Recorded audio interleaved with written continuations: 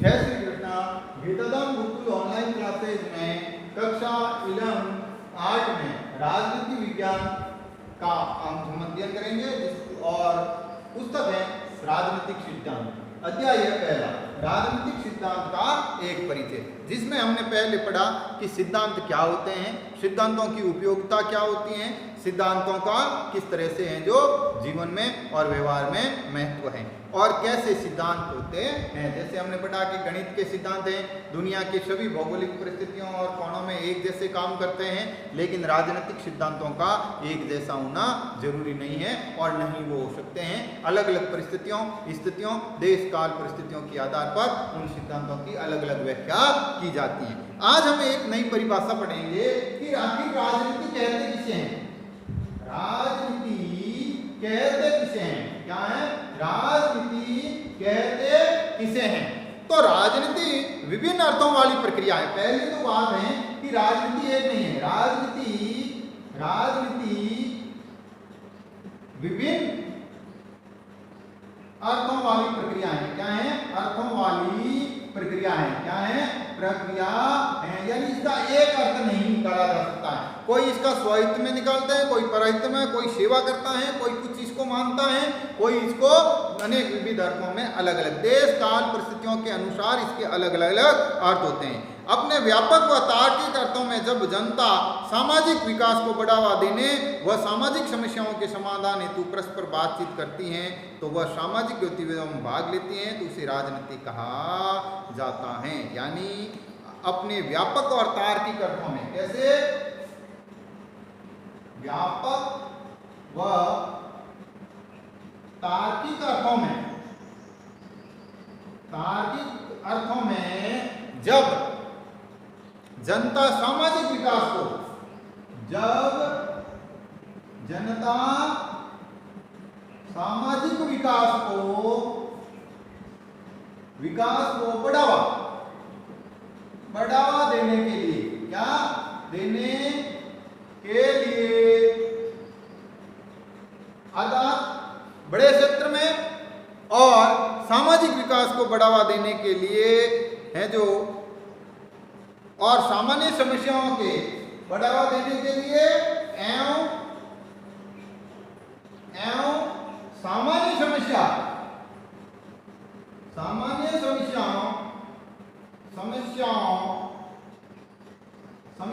के समाधान के लिए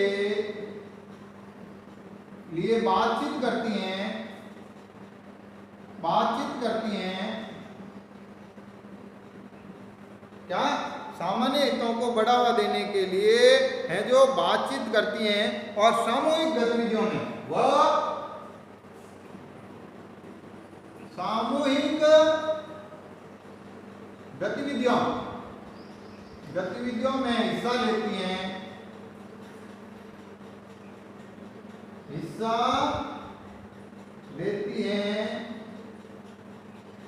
तो वह प्रक्रिया, क्या है, तो वह प्रक्रिया या वह राजनीति कहलाती है। क्या है, वह राजनीति कहलाती हैं।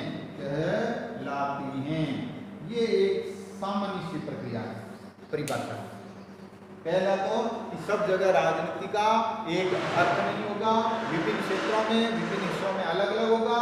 जनता अपने व्यापक और तार्किक, व्यापक यानी बड़े और तार्किक यानी तथ्य के साथ, तर्कों के साथ जब वो सामाजिक विकास को बढ़ावा देने के लिए सामान्य समस्याओं पर बातचीत करती हैं और उस बातचीत के बाद सामूहिक गतिविधियों में बढ़ावा या हिस्सा लेती हैं तो वो राजनीति कहलाती है। ये एक इसका। लेकिन किसी भी विषय पर एक समग्र चिंतन व समझने की प्रक्रिया की दृष्टि भी राजनीति कहलाती है। और दूसरी परिभाषा यह है कि अगर किसी भी विषय पर एक समग्र, क्या, किसी भी विषय पर समग्र चिंतन, किसी एक विषय पर अगर बड़ा चिंतन और सही तरीका का चिंतन या समझने व समझाने व चिंतन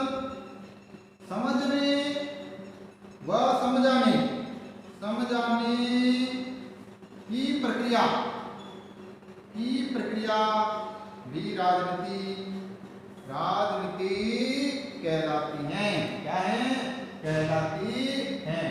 कहलाती हैं।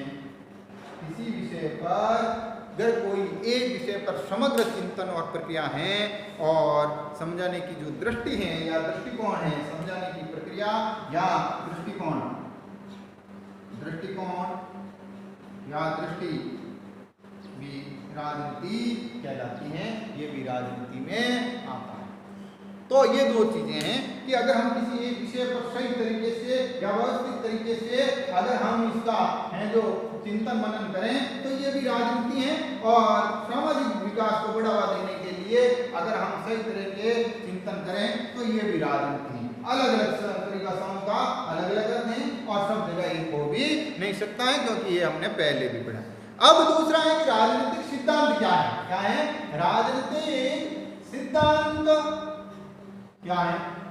राजनीतिक सिद्धांत क्या है? ये भी समझना जरूरी है। विचारों का वह व्यवस्थित रूप। तो क्या है? विचारों का वह व्यवस्थित रूप। विचारों का एक व्यवस्थित रूप होना चाहिए जिससे हमारे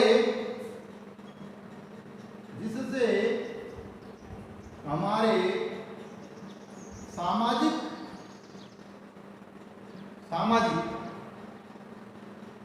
जीवन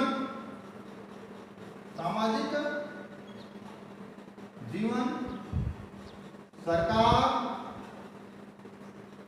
व्यक्ति का सामाजिक विकास, सरकार और संविधान ने सामाजिक जीवन, सरकार व संविधान ने आकार लिया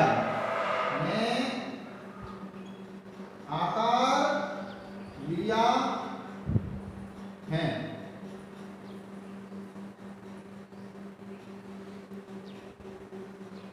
राजनीतिक सिद्धांत कहलाते हैं। क्या कहलाते हैं? राजनीतिक सिद्धांत कहलाते हैं।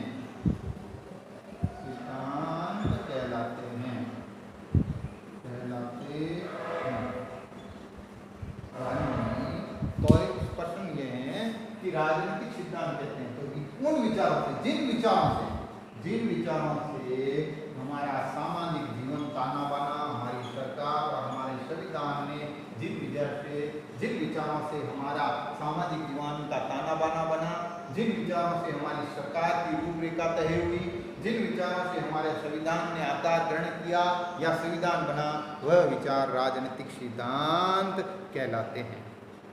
तीसरी परिभाषा पढ़ेंगे, सरकार किसे कहते हैं। क्या है?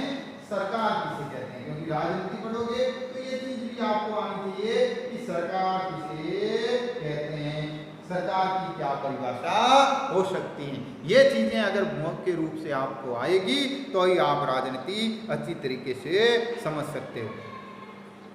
तो संस्थाओं का एक ऐसा समूह, क्या? संस्थाओं का एक ऐसा समूह, जिसके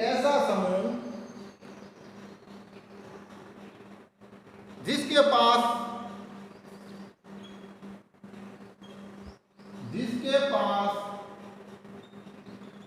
देश के लिए व्यवस्थित चीजें होनी चाहिए। क्या होनी चाहिए? जिसके पास देश में व्यवस्थित जीवन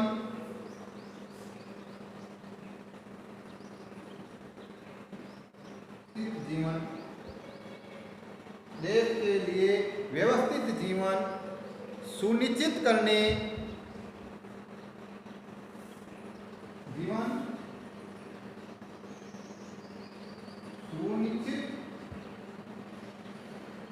के लिए कानून बनाने,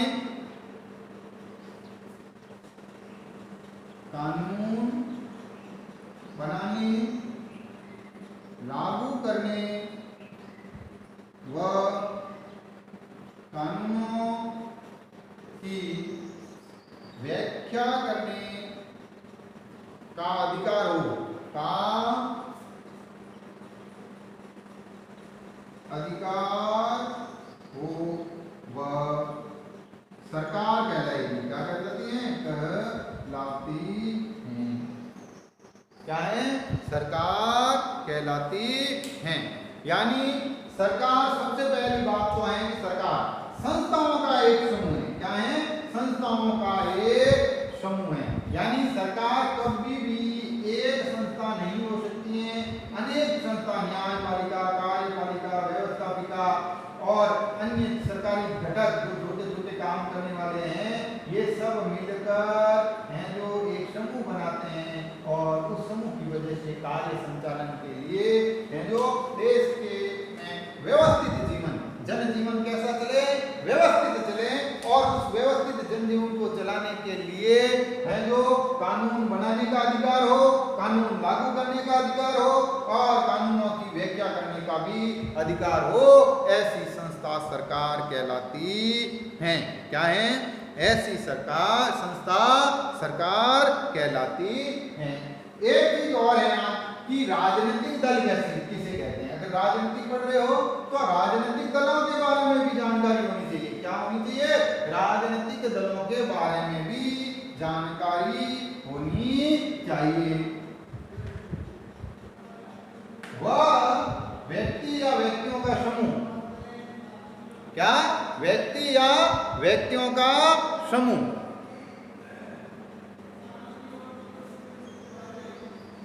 व्यक्ति या व्यक्तियों का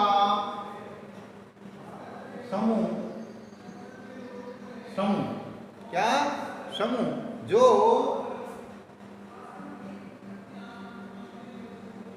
चुनाव लड़ने व सत्ता प्राप्त करने का इच्छुक हो। क्या हो?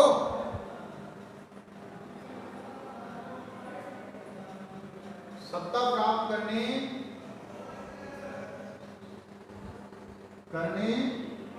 का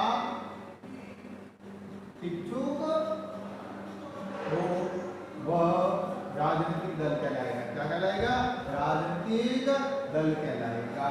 पहले तो व्यक्तियों का समूह होना चाहिए, कोई व्यक्तियों का समूह होना चाहिए और उसका उद्देश्य, दूसरी बात है उद्देश्य स्पष्ट होना चाहिए। क्या होना चाहिए? स्पष्ट होना चाहिए कि इसके क्या उद्देश्य हैं, क्या विचारधारा है। विचारधारा और उद्देश्य का स्पष्ट होने के साथ ही उसका क्या है और वो सरकार या सत्ता प्राप्त करने का, क्या सत्ता प्राप्त करने का इच्छुक या उद्देश्य रखता हो, वो राजनीतिक दल कहलाता है। एक और होता है कि राजनीतिक दल से भी आगे एक चीज होती है, सरकार चलाने के लिए किसी भी व्यक्ति की या किसी भी तरह का एक है जो आर्थिक विकास नीति भी होनी चाहिए। क्या होनी चाहिए? आर्थिक नीति। बगैर आर्थिक नीति कोई भी सरकार या सत्ता नहीं चलती है। सरकार द्वारा राष्ट्र या राज्य के, इसके जो हम सरकार की परिभाषा थी, सरकार द्वारा राष्ट्र या राज्य के आर्थिक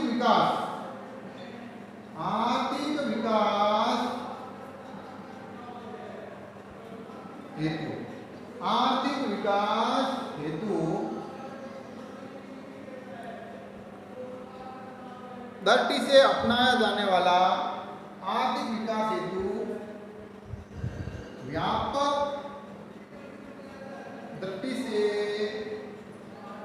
अपनाया जाने वाला